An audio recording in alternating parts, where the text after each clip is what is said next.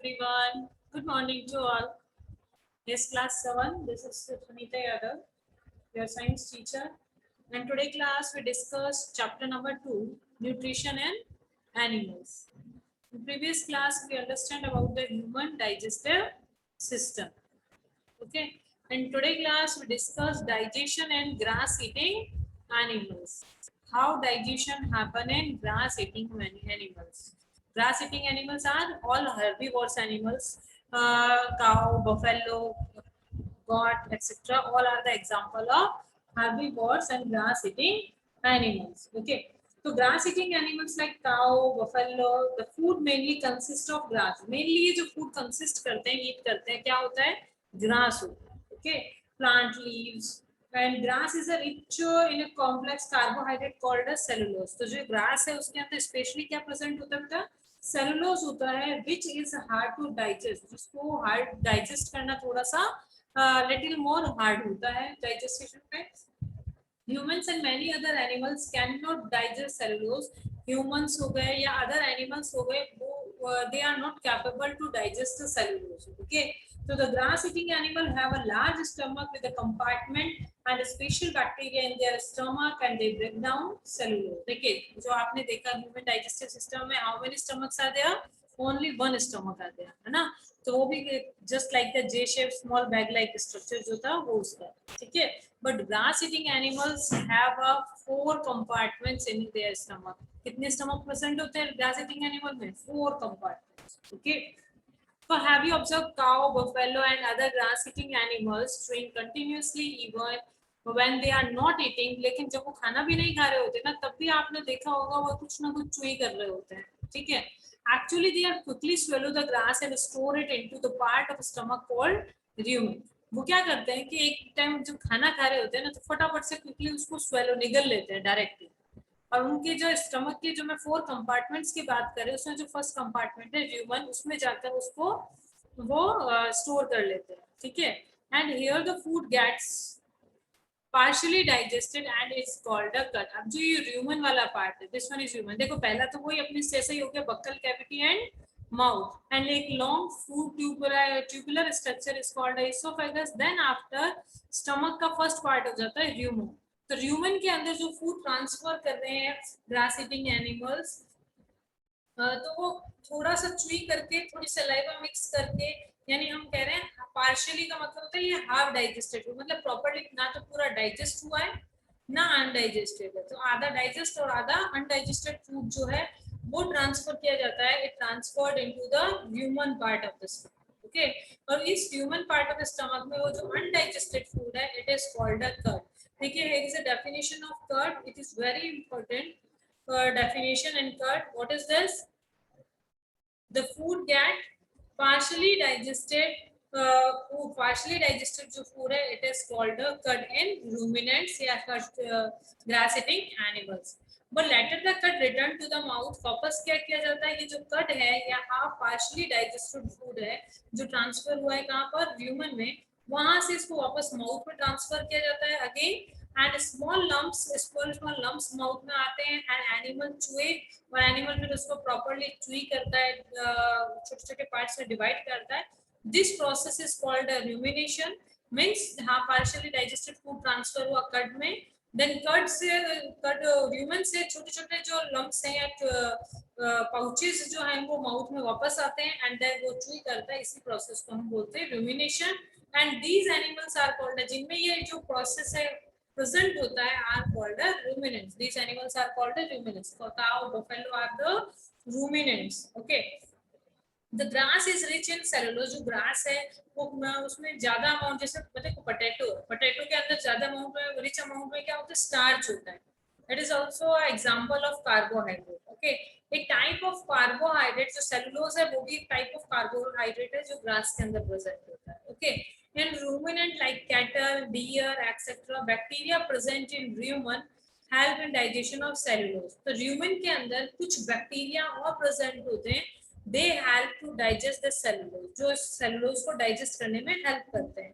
These bacteria present in only in ruminants. Okay. In rumen, जो stomach का rumen part है उसी के अंदर वो सेफ रहते हैं. ठीक है, तो इसीलिए कहते थे ruminants are capable to digest the cellulose, not other than the any animals means humans, dog, cat, they are not able to digest the cellulose. Okay, many animal including humans cannot digest cellulose. काफी सारे animals हैं including humans जो cellulose का digestion नहीं करते हैं. Animal like horses, rabbit, etc. have a large sac-like structure called caecum between the esophagus and small intestine. Esophagus और small intestine के बीच में एक बहुत बड़ा बैग लाइक स्ट्रक्चर होता है हॉर्स और रैबिट के. The cellulose of the food is digested here. और तो उनके अंदर जो सेलुलोज का जो डाइजेशन है वो वहां पर कंप्लीट होता है by the action of certain bacteria. कुछ बैक्टीरिया का वहां पर एक्शन होता है, देन जो सेलुलोज है वो डाइजेस्ट होता है. which are not present in humans. जो ये बैक्टीरिया है या ईसोफेगस और स्मॉल इंटेस्टाइन के बीच में वो जो लार्ज सेक लाइक स्ट्रक्चर जो है वो काइकम वो प्रेजेंट नहीं होता है. दैट्स व्हाई ह्यूमंस में सेलुलोज का डाइजेशन नहीं होता है. So far you have learned about animals which possess the digestive system, but there are many small organisms which do not have a mouth and a digestive system. Then how do they acquire and digest food?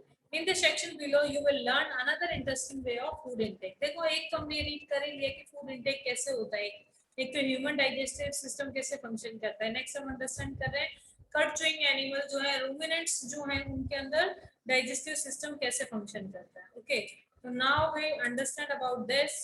First we will see this video. Okay.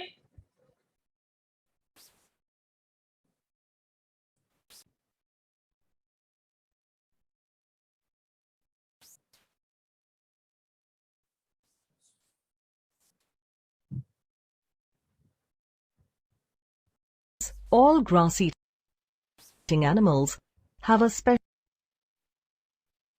stomach with 4 chambers, namely rumen, reticulum, omasum and abomasum. Let's see the process of digestion in grass-eating animals. The animals quickly swallow the grass and store it in rumen, the first chamber of the stomach. In the rumen, the food gets partially digested. The partially digested food is called cud. The cud is pushed into the reticulum, the second chamber of the stomach, and from here it is sent back into the mouth for thorough chewing. The process of chewing the cud is called rumination, and animals which chew the cud are called ruminants. The rechewed food is swallowed and sent into the omasum, the third and the smallest chamber of the stomach, to absorb excess water from the food. In the omasum, the food is broken down to even smaller pieces. This is then sent to the last chamber, abomasum, which is also called the true stomach. The digested food then goes into the small intestine, where absorption of nutrients takes place.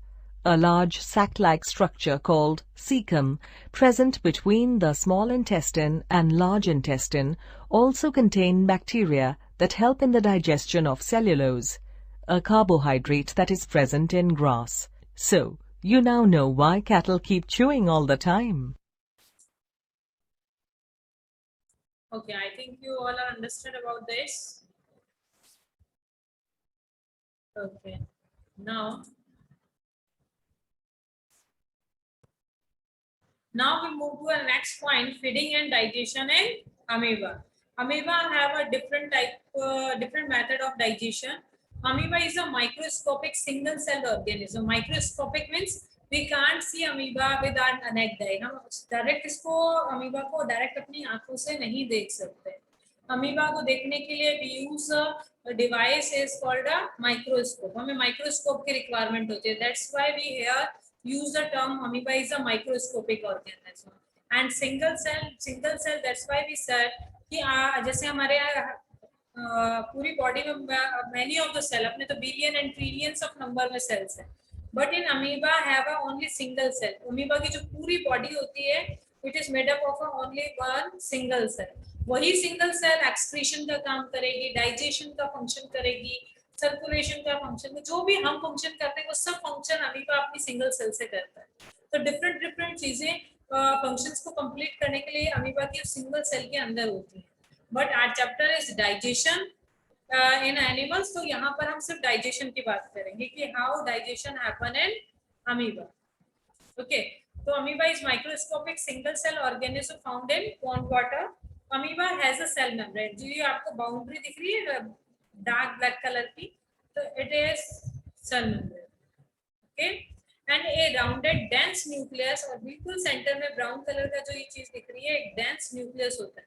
देखिए each and every cell, वो human की हो, किसी animal की हो, amoeba की हो, each and every cell have a nucleus. Okay, तो इनके अंदर क्या प्रेजेंट होता है? न्यूक्लियस प्रेजेंट होता है. And many small bubble like vacuoles, ये आपको फूड पार्टिकल्स और ये फूड वैक्यूल्स आपको बबल लाइक दिखाई देगा. ठीक है, इन द साइटोप्लाज्म. देखिए outer boundary cell membrane, dense उसमें न्यूक्लियस प्रेजेंट है. पूरी सेल मेम्ब्रेन के बीच में एक जेली लाइक फ्लूइड फिल होता है, it is called a cytoplasm, और बबल लाइक वैक्यूल्स प्रेजेंट होती हैं.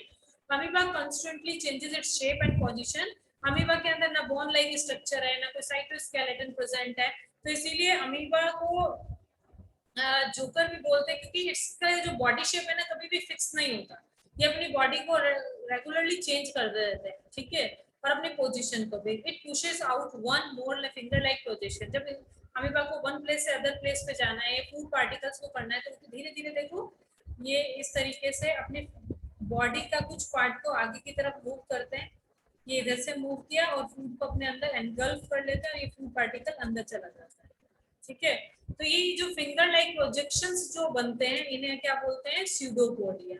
और क्या बोला जाता है? False feet. फॉल्स फीट इसलिए क्योंकि इन्हीं की हेल्प से ये फॉल्स फीट बनाकर एक वन प्लेस से अदर प्लेस पर मूवमेंट करते हैं. तो स्यूडोपोडिया का क्या फंक्शन है? फॉर मूवमेंट और to capture the food, food को कैप्चर करने में एंड तो अमीबा को मूवमेंट दिलाने में. ठीक है, amoeba feed on some microscopic organism. जो अमीबा खुद ही माइक्रोस्कोपिक एनिमल है, तो वो तो अपने से छोटे पार्टिकल्स को खा रहा है, तो ऐसे ऑर्गेनिज्म को ही खाता है जो खुद माइक्रोस्कोपिक होते हैं, जो हमारी को सिंगल आई से नेक्ड आई से नहीं दिखाई दे सकते. When it senses food it push the, जैसे ही उसको सेंस होता है कि मेरे आसपास में कोई फूड पार्टिकल है, इट पुशेस आउट सूडोपोडिया. ये सूडोपोडिया को पुशेस करना लग जाता है अराउंड द फूड पार्टिकल के चारों तरफ, एंड एनगल्फ इट, और फिर उसको अपने अंदर निगल लेता है. The food become trapped in a food vacuole. जो ये फूड है फिर उसको ट्रैप किया जाता है फूड वैक्यूल के अंदर. डाइजेस्टिव जूसेस जो है वहां पर सिक्रीट किए जाते हैं इनसाइड द फूड वैक्यूल, और जो हमारा फूड है वो डाइजेस्ट हो जाता है. They act on the food and break down into a simpler substance. जो फूड है डाइजेस्टिव सूजेस के साथ रिएक्ट करके ब्रेक इट होता है, ब्रेक डाउन होता है, एंड कॉम्प्लेक्स सब्सटेंस टर्न हो जाता है किसमें? सिंपलर सब्सटेंसेस के अंदर. Okay, gradually the digested food is absorb. और जो डाइजेस्टेड फूड है, जैसे हमारे बॉडी के अंदर फूड जब डाइजेस्ट हो जाता है उसको एब्जॉर्ब किया जाता है, same just like that amoeba के अंदर फूड डाइजेस्ट होगा उसको बॉडी एब्जॉर्ब कर लेगी. The absorb substance are used for growth. जो एब्जॉर्ब सब्सटेंस है उसको यूज किया जाता है ग्रोथ के लिए, for maintenance and multiplication. Growth मतलब अपनी ग्रोथ बढ़ाएगा, हायर लेंथ को साइज को इंक्रीज करेगा. बॉडी के अंदर कहीं से कुछ ब्रेक डाउन हो गया उसका मेंटेनेंस करेगा. मल्टीप्लिकेशन मतलब अपने नंबर्स को इंक्रीज करेगा. The undigested residue. आप फूड में ऐसी तो चीज नहीं होती सब चीज ही डाइजेस्ट हो जाएगी, कुछ ना कुछ तो अनडाइजेस्टेड पार्ट रहेगा. तो अनडाइजेस्टेड जो रेसिड्यू है food is expelled out the by the vacuole. देखिए यहाँ पर फूड एंट्री हुई, सूडोपोडिया ने इसको एनगल्फ कर लिया, फूड वैक्यूल के अंदर ट्रांसफर हुआ, देन डाइजेस्टिव जूसेस हुए, वो बॉडी ने एब्जॉर्ब किया. अनडाइजेस्टेड पार्ट जो है फूड वैक्यूल के थ्रू या इजेस्टेड वेस्ट के थ्रू बाहर आ जाता है. Okay, and the basic process of digestion of food and release of energy. देखो डाइजेशन हो क्यों रहा है? डाइजेशन फूड के डाइजेशन से क्या वी गेट फ्रॉम एनर्जी. ठीक है, तो जैसे ही फूड का डाइजेशन होगा एनर्जी रिलीज होना स्टार्ट हो जाएगी. Is the same in all animals, जैसे सब एनिमल्स के अंदर होता है. In the later, you will learn about the transport of food absorbed by the intestine and various part of the body. Okay, तो I think आपको amoeba clear हुआ. Amoeba को और क्लियर करने के लिए हम एक वीडियो के थ्रू और क्लियर करते हैं.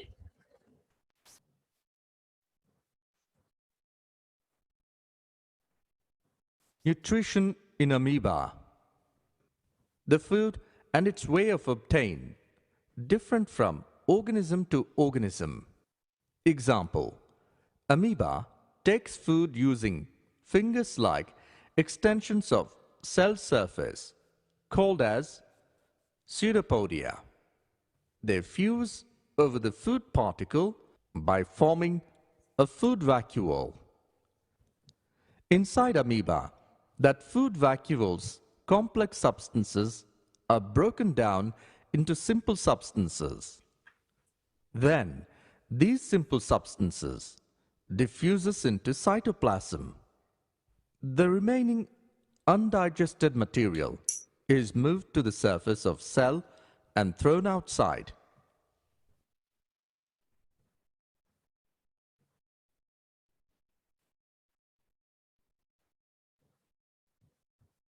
Okay.